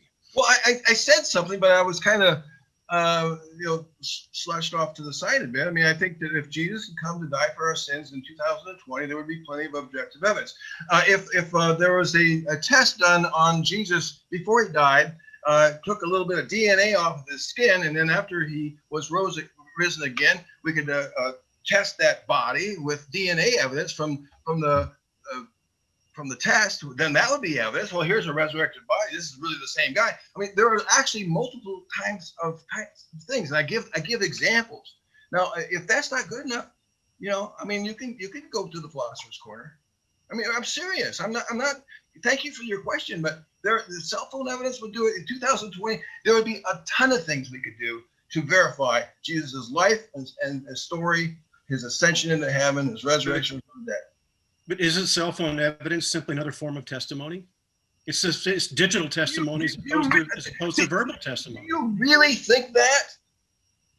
It's digital and electronic testimony as opposed to verbal testimony. Now, I know that cell phone videos can be, messed with. I know that. Okay, it happens.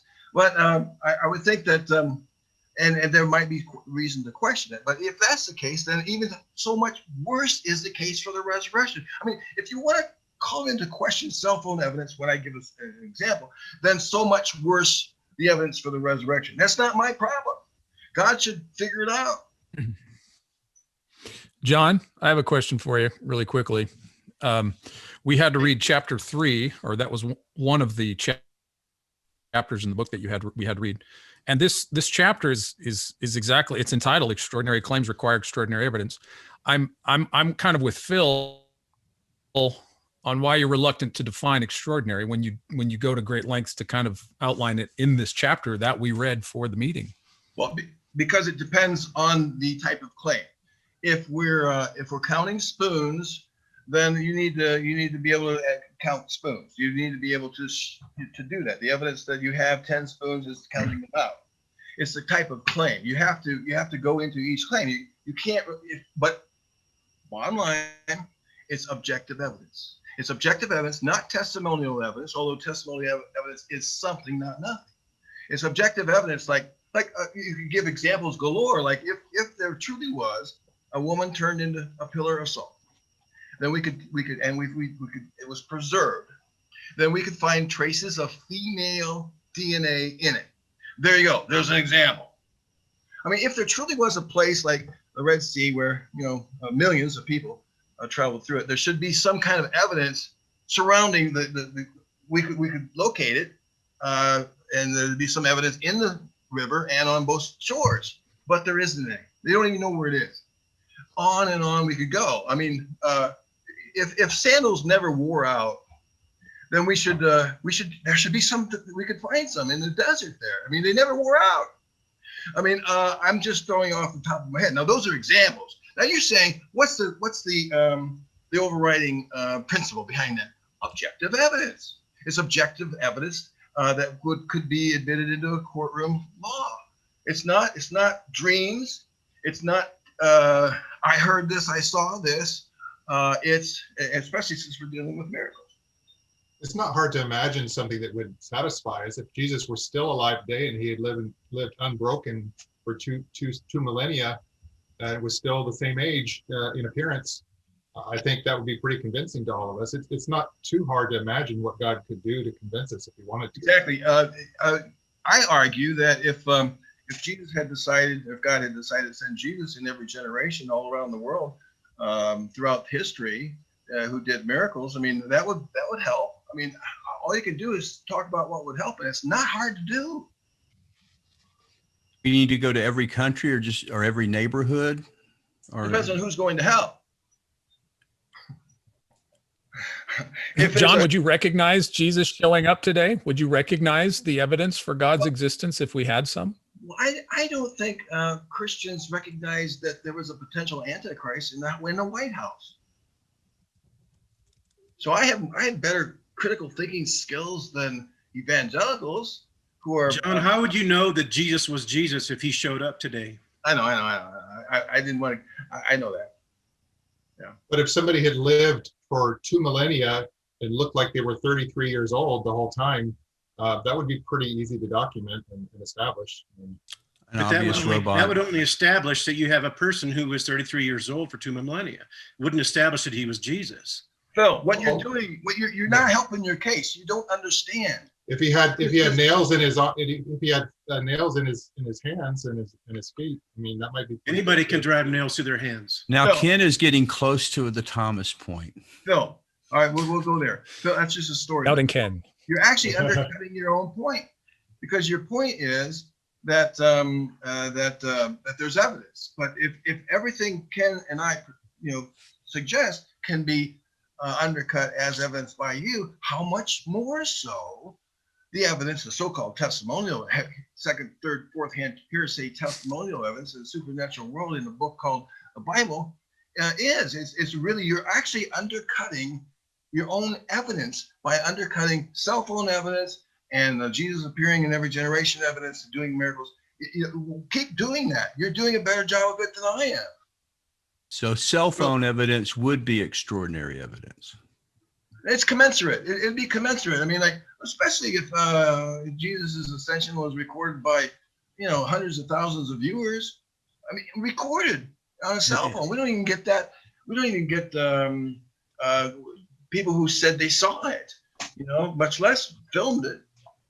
John, I think there's a concern here that I may be undercutting my own argument, but I think, with all due respect, you may be undercutting your own argument as well, because you are telling us that certain things would be objective evidence for Jesus if he had appeared today, and none of those things are objective evidence because they all have holes in them. I think that they are, but even if they aren't, that's not my problem. My problem isn't that. I have supposedly been created as a reasonable person. Now, a reasonable person requires objective evidence. I mean, if you want to be an unreasonable person, then that's over there. I'm not saying you are. I'm just saying unreasonable people need not apply. But if God created me as a reasonable person, then I'm only asking for that which is reasonable. Now, I'm suggesting possibilities, like that might convince me, that might be possibly convince me. But if you want to debunk every possibility I suggest, go have at it. I don't care. John, whether you're a reasonable person, John, might be a good Zoom meeting survey to do with everyone at the very end. I think he's a reasonable person. And I think, I don't think you would have been invited to share with the club if we had not assumed that you were reasonable. And so, but I think part of what you're saying does get back to our initial thing, that it does seem subjective to us. So you're telling us that cell phone evidence would be extraordinary evidence. I don't know if I would look at it as extraordinary evidence, even if it proved my point, because I'm so suspicious of deep fakes and doctored tapes and things like that. So again, it goes back. It's all into the eye of the beholder. What is extraordinary? What is semi-extraordinary? 90% extraordinary? That kind of thing. I tend to agree with you, James. Cell phone evidence would be better than what we have, but it doesn't go all the way. There's still holes in it. But I think if somebody lived unbroken at age 33 for 2 millennia, that might not establish that it's Jesus, but it would establish that we live in a universe where such a thing is possible, and that would get our attention more than even a cell phone, because cell phones are all around us. If we have one person who breaks the rule that people die, then we know we live in a probably atheistic world. Mike had a question along that lines. Mike, do you want to mention that?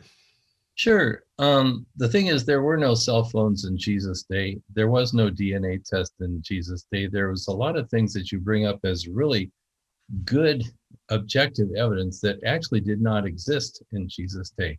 So what would be real objective evidence that actually did exist in Jesus' day?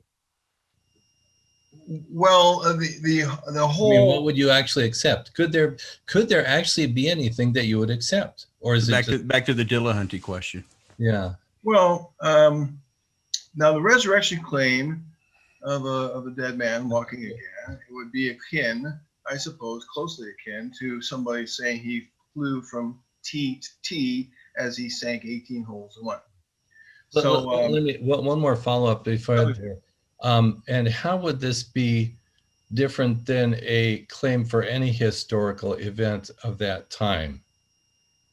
Well, history is fraught with unevidenced claims. And we don't question them. Some we do, some we don't. But we do. There are whole decades in certain countries where all we have are coins. So much the worse for history. I mean, someone would raise that question and say, well, these same standards apply to history. Well, they sure do. So much for history. And if the resurrection is a part of a historical claim, then so much for the resurrection. If historical claims have little evidence for them, which they do, we have to construct things out of bones and out of monuments and scant letters that we might find, and we do. And historians are really good at constructing this evidence to paint a picture of a town in, say, the year 500 BC or something like that. And some do a much better job of others, but they have disputes all the time about historical claims. So much worse for a miracle claim in history. So much worse for the claim about a resurrection, which we can't debunk. See, what we need about the resurrection is to cross-examine people to see if they're telling the same story, to see if anyone recanted, to see if somebody's name is on the list that didn't want to be on the list, and to examine their stories to see if they're consistent. And we can't do that, but we can do it with the Mormons. And so when we do that with the Mormons, we find that some of them were recanted, some of them were closely associated with Joseph Smith, some of them were backers, and some of them were related. It's like we know that from the Mormon faith, and it's been debunked, but we can't do the same thing with Christianity of the 12 disciples. But I would want to, and until I am able to do that, which is not my problem again, it's God's problem, because he apparently thinks we should believe the 12 disciples and not believe the Mormons. That because I can't believe without cross-examining them for consistency and lies, and I mean, there's all kinds of frauds, put out by different cult groups. Why isn't theirs one of them? Well, I'm not going to just believe it because it's there, and you shouldn't either. The original question, if we could get back to it, is what kind of evidence would even be possible at that time? Could I answer with John's own example? It's like John raised a good point. He said, well, if God had put it in our era, it would be more accessible to us, right? So that obviates your point, Mike, that the first century was there. Really, we don't have what we need from the first century. So he could have put it in the 20th century. And but it still can. Okay, 20th century, we've got DNA evidence now, but in the mid 90s, we find that all that DNA evidence is thwarted because the glove don't fit. You must acquit. Right. So it's just like, what is extraordinary evidence? And again, I'd like to say DNA approaches extraordinary evidence, but then in a court of law, that in fact, even in a court of law, you don't have such a high, burden of proof. It's preponderance of evidence. It's beyond reasonable doubt. These are the kinds of things that we're asked to do, rather than that you have to have such extraordinary evidence that it's a threshold that can never be crossed. I think Bart Ehrman makes a good point. He says that the resurrection may well have happened. We can even grant that it happened, but we don't have the tools to establish it. And that's the problem that God has to try to prove it to us, because you can't bridge that gap. There's no way to, even if it did happen, there's no point in trying to make a proof of it. There's another issue involved here, and that is that we have eyewitness historical testimony in the New Testament, and if these people were living in an age of superstition and they didn't know anything about science, let's grant John's claim that Jesus lived during the age of superstition. So what we have is historical testimony written down that includes details that people saw and heard. And they were not smart enough to fabricate scientifically sophisticated narratives, because they lived in the age of superstition and the age of the pre-scientific era. Yet there are a lot of modern forensic scientists who've examined that testimony, and they've said, there are details here that I can identify as a medical scientist or whatever other discipline they may be part of. And these people were simply relating what they had seen. And so they weren't smart enough to fool all of us in the scientific era with all this evidence. And yet this evidence is compelling on its surface. But the other question that I have, and I think, John, you may have heard this quote before, but the quote is from C.S. Lewis, and it's very short. He says, the only way that we could know that miracles are impossible is to be able to know that all reports of miracles in history are false. But the only way that we could tell if all reports of miracles in history are false is to know that miracles are impossible. So in fact, you are arguing in a circle. How would you respond to that? Well, first of all, C.S. Lewis is a case example of obfuscationism. And what you do is you just word things in a sufficient manner to make them sound reasonable. That's not true, John. That's not true about Lewis. That's not true about Lewis at all. So that's not even an argument. That's just your opinion about Lewis. Is he a friend of yours? But he doesn't. I studied him for a master's degree for 2 years. He's not an obfuscationist. Okay. Yeah, okay, then we disagree. Go ahead. Go ahead. Yes, Lewis was a master of Go ahead. clarity. Well, I'll give you an example of that in this quote that was given.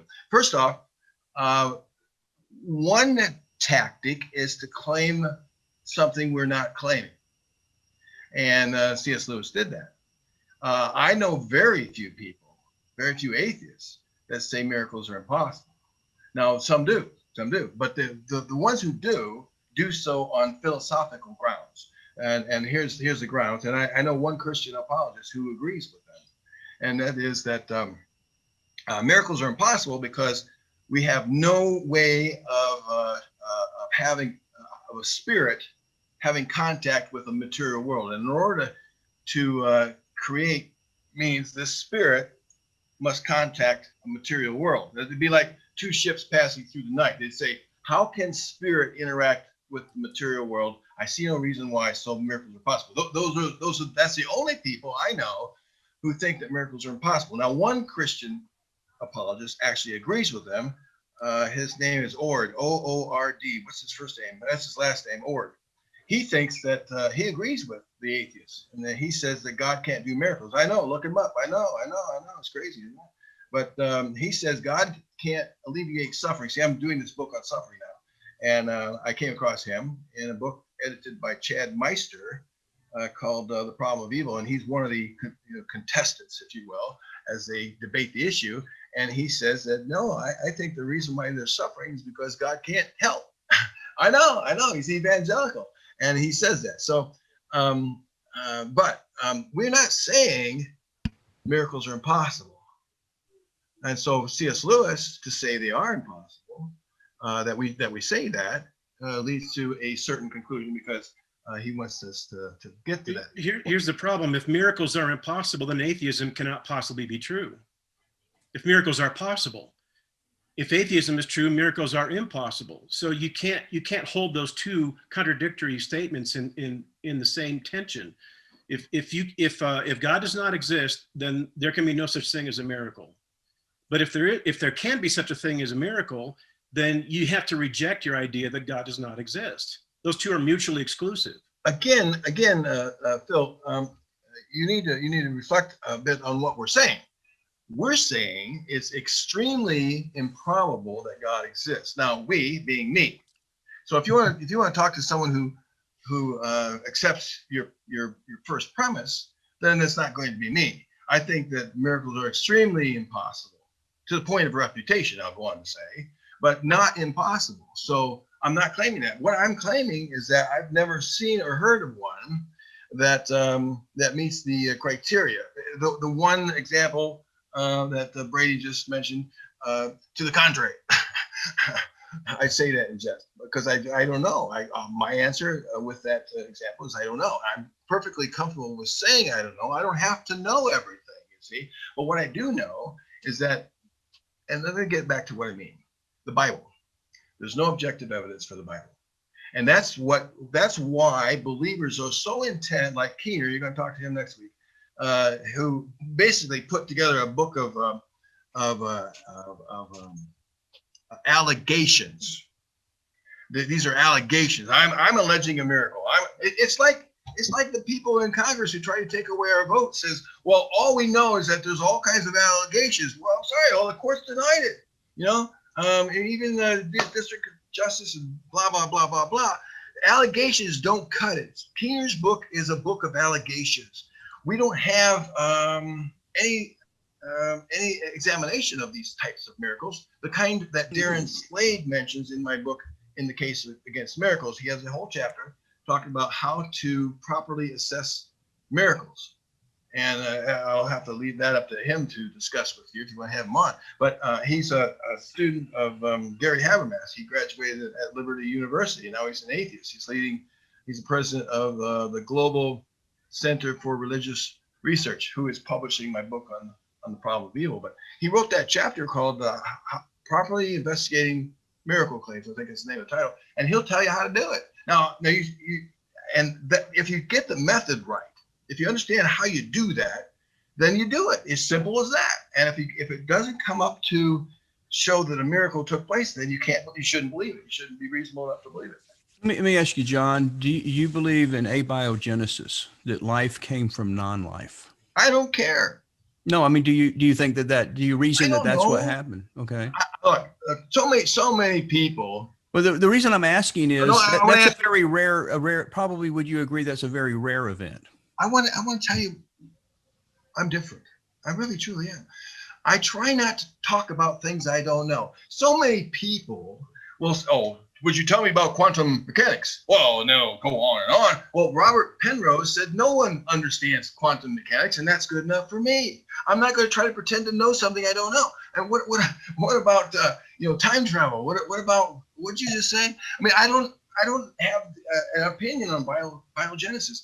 I'm not a scientist. What I mean by that is, and all the atheists that I talk to would hold up to it.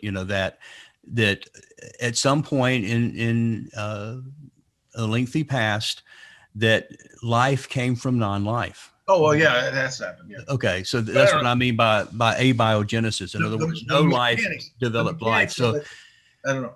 Yeah, we don't know how that happened, but I think most people would probably agree, again, back to this subjective word extraordinary, that was an extraordinary event. The fascinating part about it is our best scientists in our best laboratories can't take organic matter and make life. Not even reproducing life, any life. You just can't make life from non-life.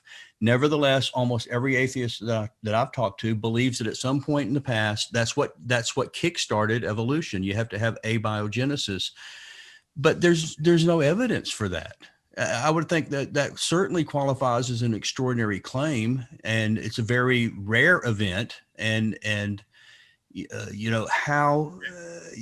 where's your extraordinary evidence for it? Okay, one of the hardest discoveries was a vaccine for tuberculosis. It requires 3 different injections. I think I remember, if I remember correctly, and they have to do it in the right order. It was a genius. It was just pure genius how they discovered that vaccine. Another pure genius, is the discovery of evolution. Of the human race from ancestors. So, given that science works, eventually, I'm going to stick with science, even if we don't know right now. Okay, that's the bottom line. I'm not saying. Would you call that science of the gaps? No, I'm just saying, no, I'm not closing any gap. I'm saying I don't know. That's not closing a gap with knowledge. I'm not. We don't have knowledge of that, so you've got to put something in there. Well, ask me a question. If you ask me questions I don't know, and I say I don't know, what am I doing wrong? No, I mean, but you are making an assumption that science will have the answer to that. Oh, well, of course it will. Certainly faith won't do it. I mean, everything you believe by faith, you hope to support with evidence, don't you? But I would argue that there's a parallel between your faith in science and faith in God, especially when it comes to something like abiogenesis. No, look, I have a book called the Science Desk Reference, the New York Science Desk Reference. It's a whopping 700 pages of the discoveries of science. Now, if you were to have a similar book, The Discoveries of Religion, you wouldn't have any. I mean, you'd have all kinds of missed and failed types of belief systems that sort of cause a lot of harm. No, I don't know about that. But what I do know is that if science can come up with the answer to life and evolution, then it's going to, if anyone's going to come up with the answer to how life began, it's going to be science, not belief. So I'm waiting, and I'm pretty sure I'm going to die. And you firmly believe that?